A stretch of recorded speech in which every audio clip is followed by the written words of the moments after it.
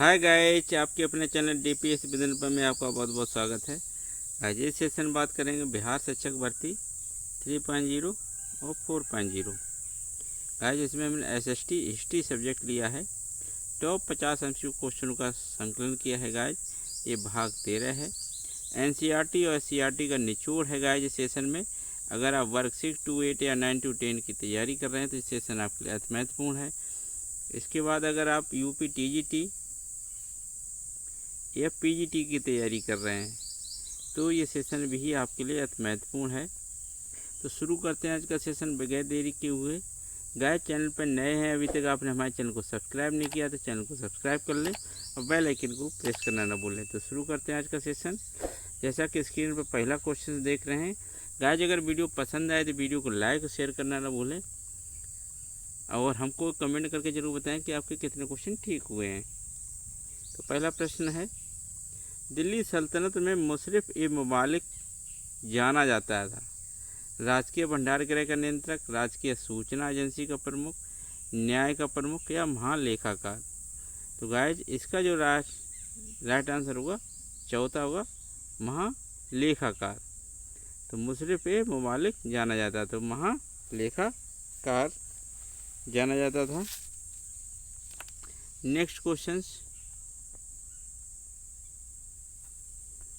विजयनगर साम्राज्य के किस शासक ने चीन में राजदूत भेजा था? हरिहर प्रथम, हरिहर द्वितीय, बुक्का प्रथम या बुक्का द्वितीय। तो गाइस, सबसे पहले हम जान लेते हैं इसका राइट आंसर क्या होगा। 3 होगा बुक्का प्रथम ने। तो विजयनगर साम्राज्य की स्थापना किसने की थी? तो विजयनगर की स्थापना जो की गई थी वो 1336 ईस्वी में। 1336 ईस्वी में हरहर और बुक्का नामक भाइयों ने की थी। हरहर और बुक्का नामक भाइयों ने की थी 1336 ईस्वी में। वहीं 1374 ईस्वी में 1374 ईस्वी में बुक्का प्रथम ने चीन में एक राजदूत भेजा था। चीन में एक दूत मंडल भेजा था। कब भेजा था? 1374 में। किसने भेजा था? बुक्का प्रथम के द्वारा भेजा गया था। 9 मार्च 1840 को लाहौर की संधि के अनुसार किसे ईस्ट इंडिया कंपनी ने लाहौर में रेजिडेंट नियुक्त किया?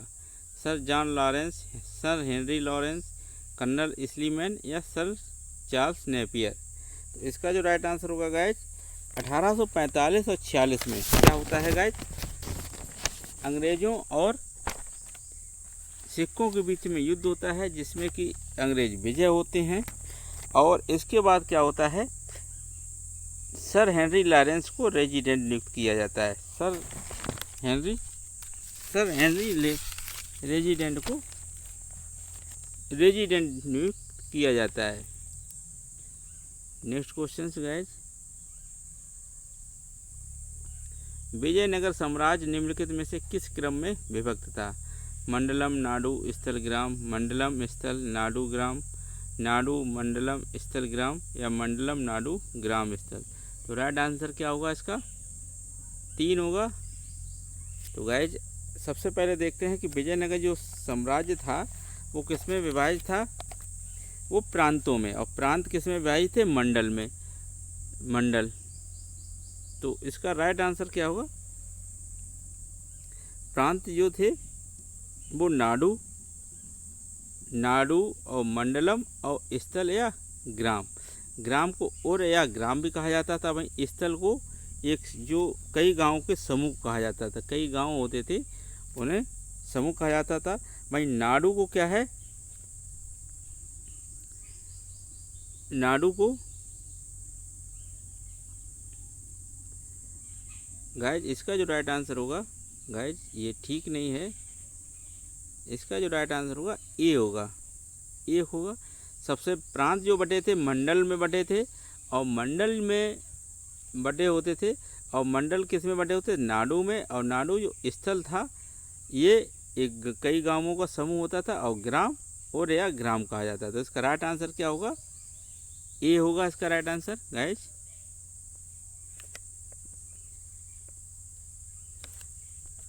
निम्नलिखित में से कौन भारतीय प्रेस की स्वतंत्रता के समर्थक थे? Lord Wellesley, Lord Lytton, Lord Hastings, Lord Adam. तो राइट आंसर क्या होगा? 3 होगा, लॉर्ड हेस्टिंग्स।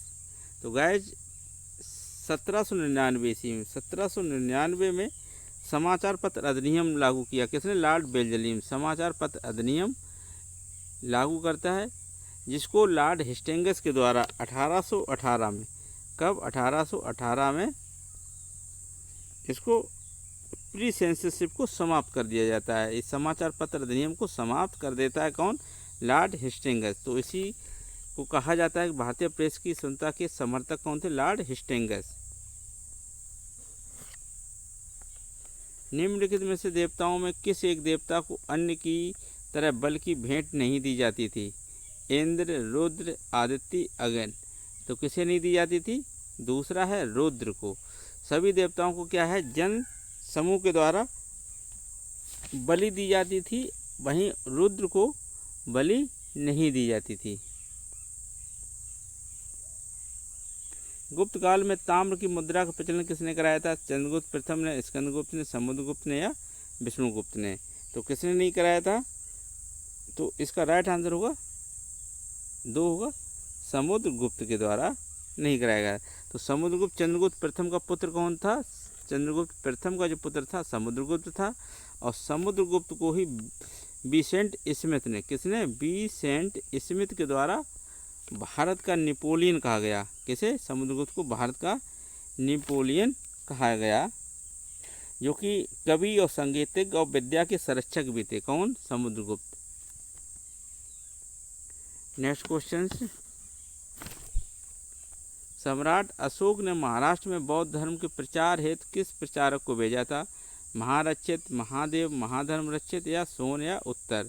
तो राइट आंसर क्या होगा? 3 होगा, महाधर्म रचित को कहाँ भेजा गया था? महाराष्ट्र में भेजा गया था। श्रीलंका में किसको भेजा गया था? श्रीलंका में भेजा गया था महेंद्र तथा संघमित्रा को। महेंद्र और ये पुत्र था अशोक का, महेंद्र और संघमित्रा पुत्री थी। इनको कहाँ भेजा गया था? श्रीलंका भेजा गया था।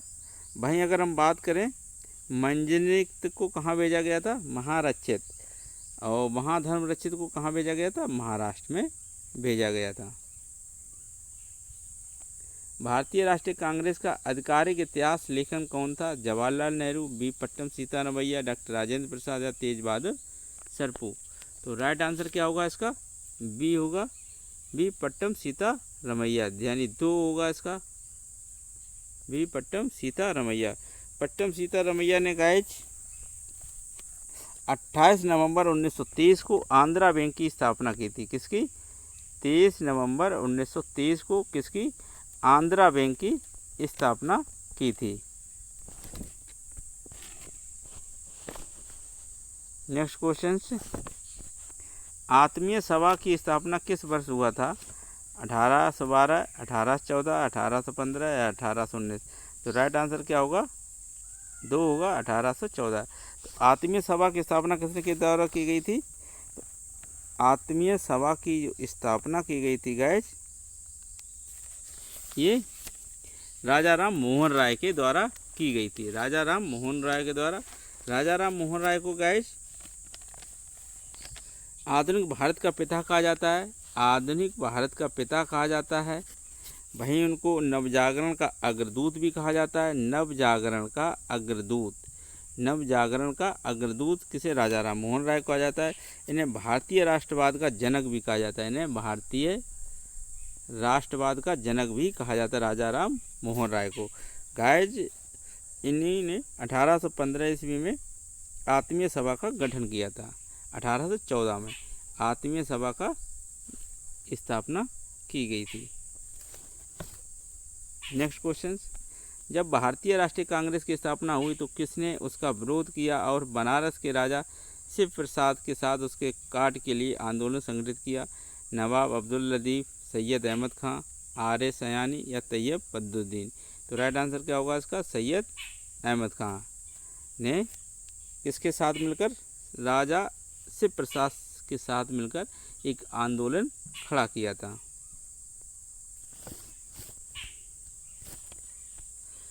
किस विदेशी ने महाराजा रणजीत सिंह की तुलना नेपोलियन बोनापार्टा से की? लेपिन ग्रिफिन, कोड, विक्टर जेंगवे पॉन्ट या उपयुक्त में से कोई नहीं। तो राइट आंसर क्या होगा? दो होगा, विक्टर जेंगवे पॉन्ट ने। इसने महाराजा रणजीत सिंह की तुलना नेपोलियन बोनापार्टा से की थी। रणजीत सिंह का जन्म कहाँ होता है गाइज? इनका जन्म होता है शुकर-चुकिया मिसल से। कहाँ होता है? शुकर-चुकिया मिसल से होता है। कहाँ किनके यहाँ होता है? महासिंह के यहाँ होता है, राजा महासिंह के यहाँ होता है। गाइज काबुल की जो शासक थे, काबुल के शासक थे Zaman Shah.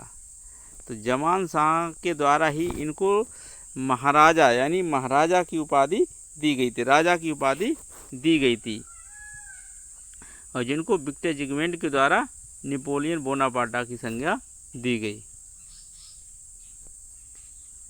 Next question sir, Stafford Cripps के नेतृत्व में क्रिप्स मिशन का उद्देश्य था?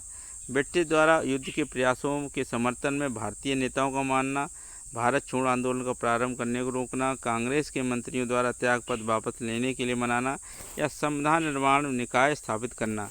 तो गाइज इसका जो राइट आंसर होगा ये होगा, ब्रिटिश द्वारा युद्ध के प्रयासों के समर्थन में भारतीय नेताओं को मनाना। गाइज 11 मार्च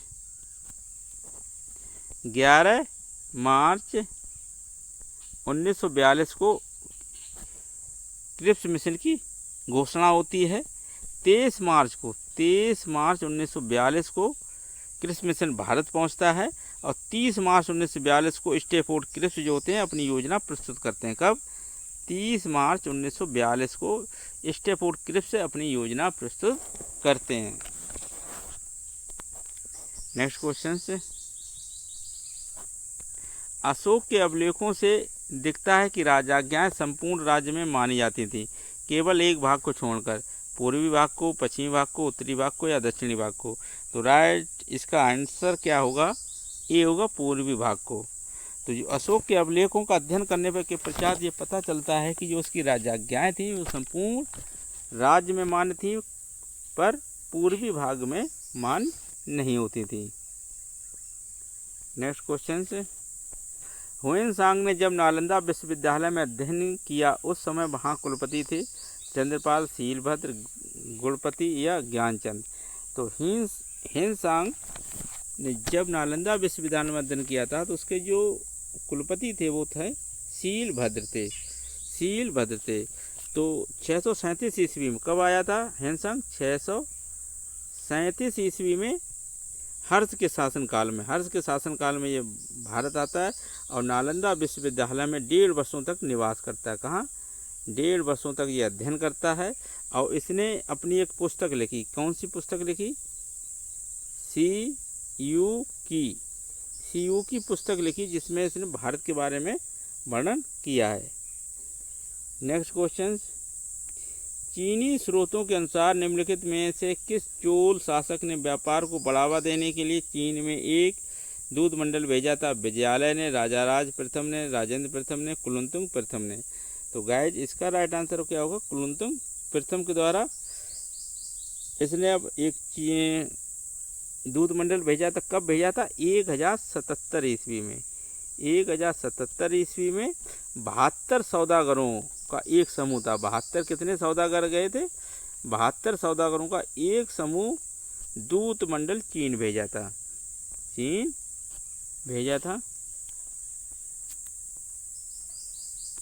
इब्न बतूता किस क्षेत्र से भारत आया था? पूर्वी अफ्रीका से, पश्चिमी अफ्रीका से, उत्तरी अफ्रीका से या दक्षिणी अफ्रीका से। तो राइट आंसर क्या होगा इसका? पूर्वी 3 होगा इसका, उत्तरी अफ्रीका से आया है। नेक्स्ट क्वेश्चन गाइस, निम्नलिखित में से किस एक मुगल शासक ने भांग के उत्पादन, बिक्री और सार्वजनिक प्रयोग पर निषेध का उत्पादन लागू किया था? हुमायूं, अकबर, शाहजहां, औरंगजेब। तो राइट आंसर क्या होगा इसका? 4 है। फटाफट कर लेते हैं गाइस। वह सुल्तान जो अधिराज्य में विश्वास करता था, ना कि प्रभु सत्ता पर। तो इल्तुतमिश, बलबन, अलाउद्दीन खिलजी या मोहम्मद बिन तुगलक। तो राइट आंसर क्या होगा इसका? अलाउद्दीन खिलजी। तो गाइस ये था आज का सेशन। आपको कैसा लगा? मिलते हैं किसी नेक्स्ट सेशन में, तब तक के लिए जय हिंद दोस्तों।